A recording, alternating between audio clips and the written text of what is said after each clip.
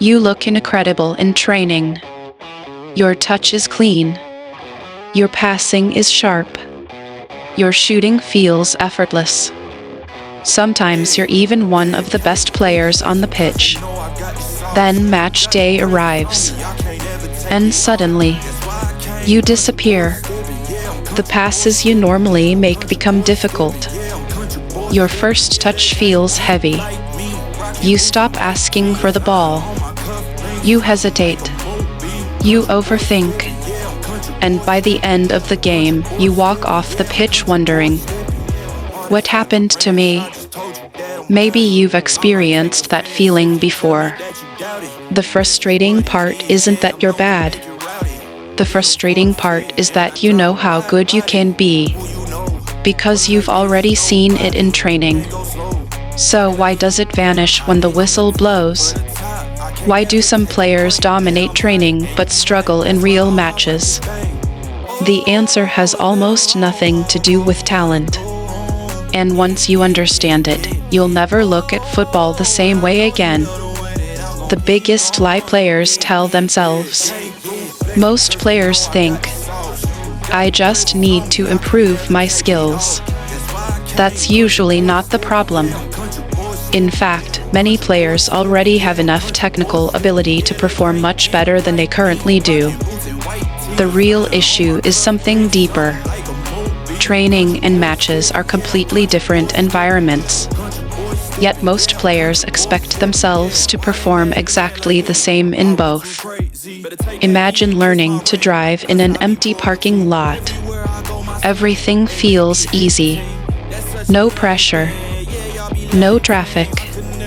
No consequences. Now imagine driving through a busy city for the first time. Suddenly everything changes. The skill didn't disappear. The environment changed. Football works the same way. And that's where most players get confused. The hidden enemy, pressure. Pressure changes everything. In training, you aren't worried about losing your place. You aren't worried about disappointing anyone. You aren't worried about making mistakes in front of hundreds of people. But during matches, your brain starts asking dangerous questions. What if I lose the ball? What if the coach gets angry? What if I mess up? What if I look stupid? Without realizing it, your focus shifts. Instead of focusing on football, you start focusing on fear. And the moment that happens, performance drops. Not because your ability disappeared, because your attention did. Elite players aren't fearless. They simply know how to keep their attention on the game instead of the consequences. Why you stopped playing your natural game? Think about the last time you played badly. What happened?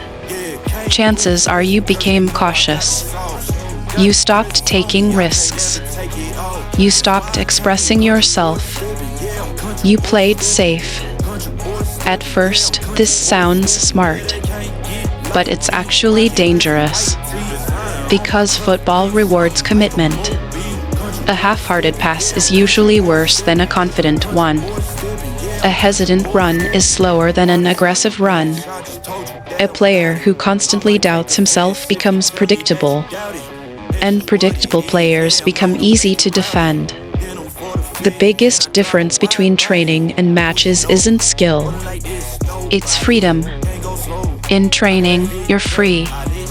In matches, you're often trapped by your own thoughts. The real reason confidence disappears. Most players think confidence comes first.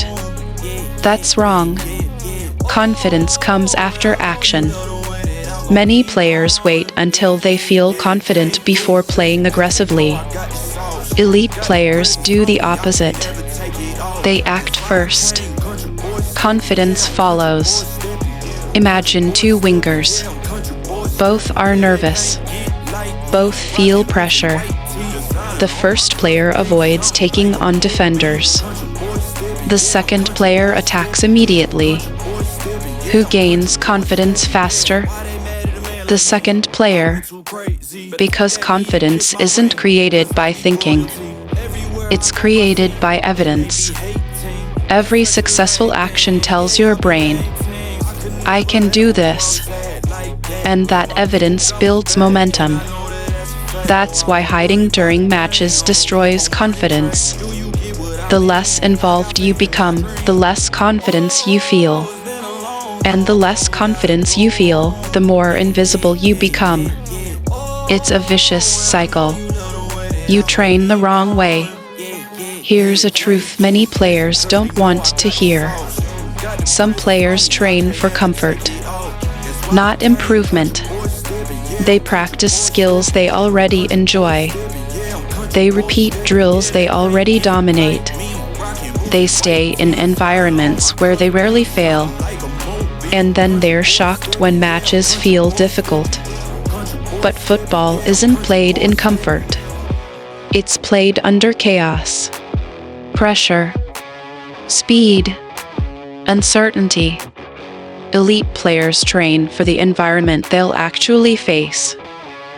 They create pressure. They create consequences. They challenge themselves because they understand something important. The match should never feel harder than your preparation. The problem nobody talks about. Many footballers spend more time trying to look good than trying to get better. Think about training sessions. How often do players avoid mistakes? How often do they choose the easy option? How often do they worry about what teammates think? That's a problem.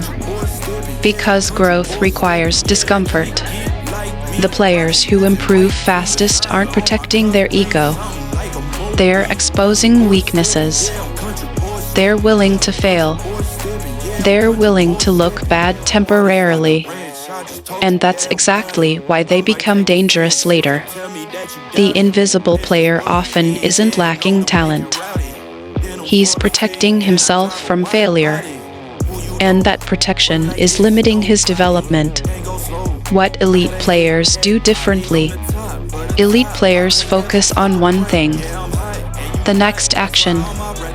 Not the last mistake. Not the final score.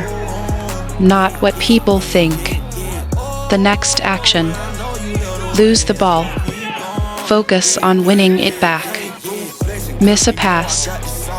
Focus on the next pass. Miss a shot. Focus on the next opportunity. This sounds simple, but it's incredibly powerful. Because football moves fast. Players who stay trapped in the past can't keep up with the present. The best players recover quickly. Not physically, mentally. And that's why they remain visible throughout the entire game. How to become impossible to ignore. Let's make this practical.